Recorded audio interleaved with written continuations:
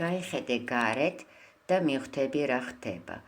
ოქროს უნიტაზი და ძალაუფლება.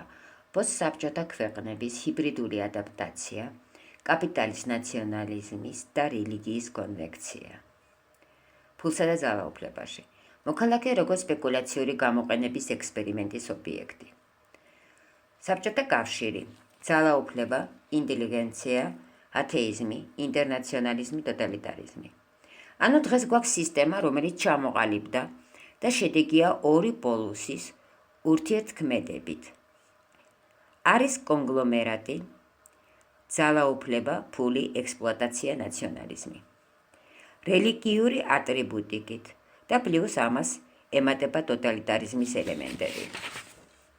და ეს სისტემა, კონგლომერატი, სახიფათოა და შემაფერხებელია ინდივიდის როგორც სრულფასოვანი მოქალაქის ჩამოყალიბებაში.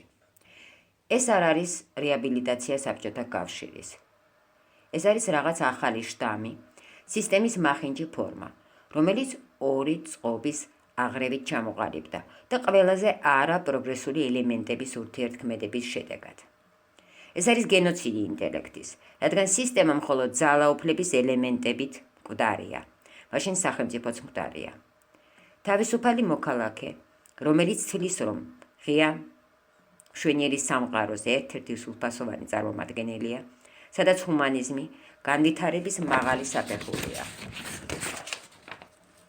ის თვლის, რომ მისი სოციალური თანასწორობა ინდივიდის ინტელექტუალური განვითარების ერთ-ერთი პირობაა. ამ ჰიბრიდულ სისტემაში ძალიან რთული იქნება ხელოვნების, მეცნიერების, სოფლის მეურნეობის, ლიტერატურის, ეკოლოგიის, სამართლიანობის, შრომის კოდექსის, თავისუფალი სასამართლოს, პენიტენციურ დაწესებულებების ჯანსაღი განვითარება, რადგან ფასეულობებია სხვა. ასე რომ ეს კონგლომერატული სისტემა არც საბჭოთა კავშირია და არც დასავლეთი. ეს არის მუტანტური ჰიბრიდი. ეს სახიფათოა, ეს დანაშაულია, რადგან იწვევს ინდივიდის განვითარების სტაგნაციას, შეფერხებას და გარდაქმნას.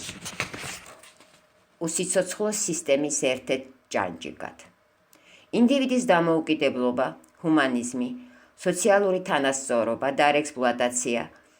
თუ მოქალაქე თავისუფალია, მაშინ სახელმწიფოც ცოცხალი და თავისუფალია.